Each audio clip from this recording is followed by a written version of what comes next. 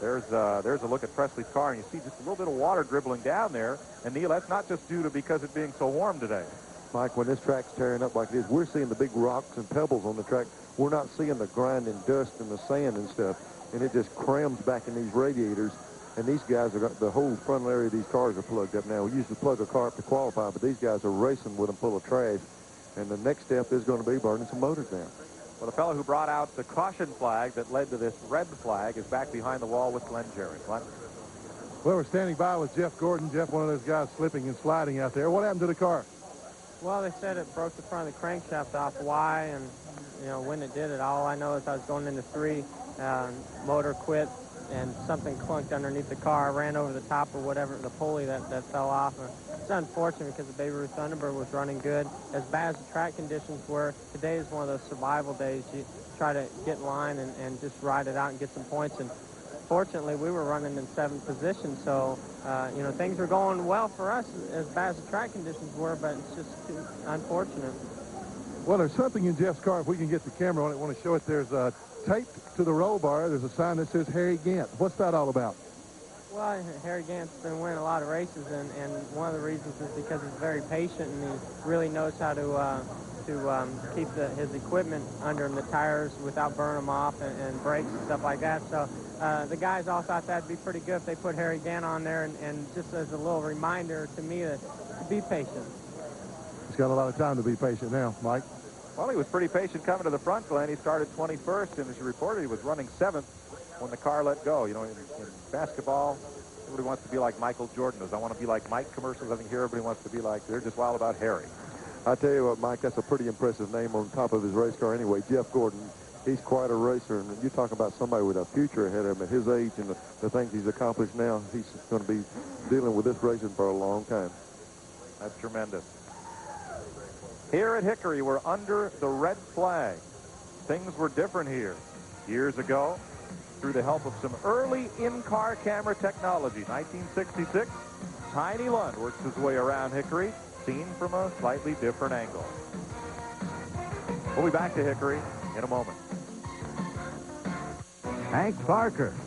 Down in the Robert Pressley pits, they have rolled the cars from the backstretch, and with 67 laps complete, we'll go racing once more.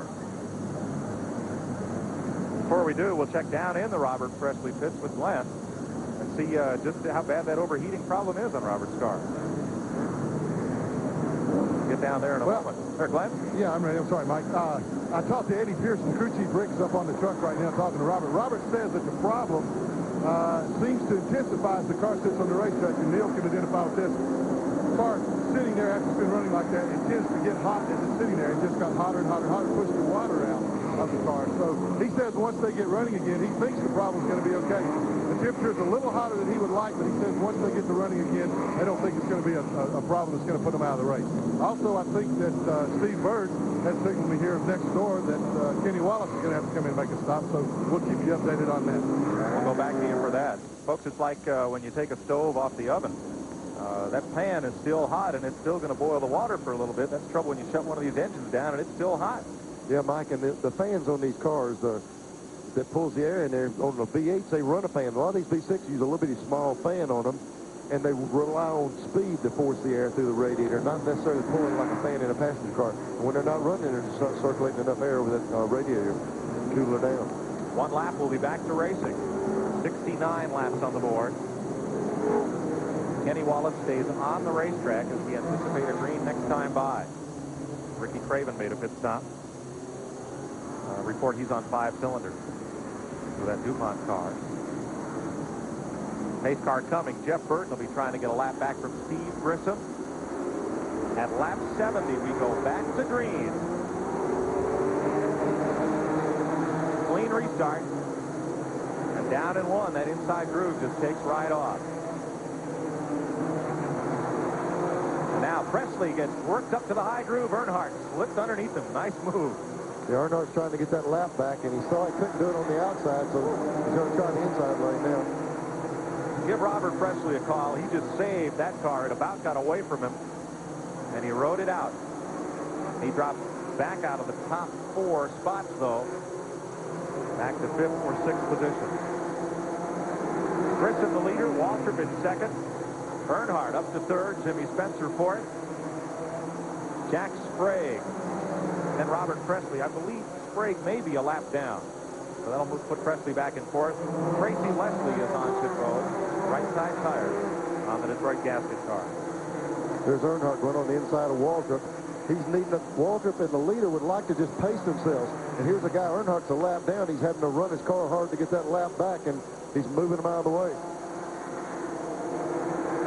Like enough of this, let's go racing.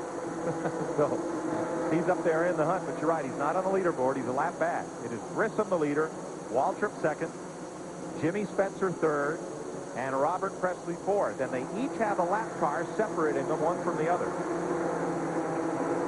I don't know that I've ever seen a race, Mike, where everybody protects the inside line as much as they do here. Even at Martinsville. That's right. Not so much.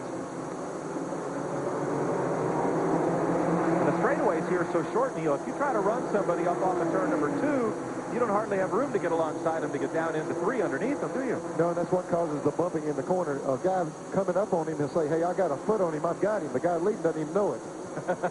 Here's Earnhardt putting the heat on the Grissom. Grissom would like, right now, he's leading the race, and he'd like to be pacing himself with a big lead, but Earnhardt's trying to get that lap back, and he's going to have to make up his mind. Does he let Earnhardt go, or does he battle him off to keep him a lap down? There's one driver you don't want to give back a lap to. It's Earnhardt. He might not have that option. He might try to take it back. Everybody working the bottom of the racetrack now. Single file, lap 78 on the board. Earnhardt's getting the left side wheels off in the dirt, trying to get up under Grissom to get that lap back. And there he is up under it. That puts him back in the lead lap, but he's almost a lap down, but he did get the lap back. Earnhardt's in 20th position. Back at third, a battle. Behind that group of leaders, Jimmy Spencer tried to take a spot from Darrell Waltrip. Didn't have any luck. Mike, we see cars pull up beside each other down the straightaway. When they get to the corner, they're turning left, no matter who's there on that inside area. Here's Jeff Burton come up right with Steve Grissom. He wants his lap back as well. And then there's Waltrip, and here comes Spencer right on the bottom, underneath the yellow line, going for second spot. Mike, they already see the outside's unusual. They're trying the dirt part of the racetrack on the inside and getting a pretty good bite there. I don't know if Darrell let him go, but if he did, it might not have been a bad idea. Jimmy Spencer running hard. That Paramount Motors Buick. Jim Bown has spun at turn 1. That'll bring out the caution, lap 82. And trouble up in turn 3. Jack Sprague was trying to get a lap back from Steve Grissom as they came around to the line, and 2 cars just wouldn't fit into that low groove at the same time. No, David Green got his lap back, and 59 cars also tried to get in there. Sprague, and he tried to get in, and they got tangled up and turned them around. Grissom continues without incident and falls in line behind the pace car now. We say without incident, Mike, I'm not sure. He really took a lick on that right front. You know, as strong as he was running, we'll have to see if that hurts him later on. But he took a pretty good shot on the right front as he turned down on him. Let's look at that car as it comes around. Steve Grissom, the Channellock car, the race leader. There's Jimmy Spencer right with him.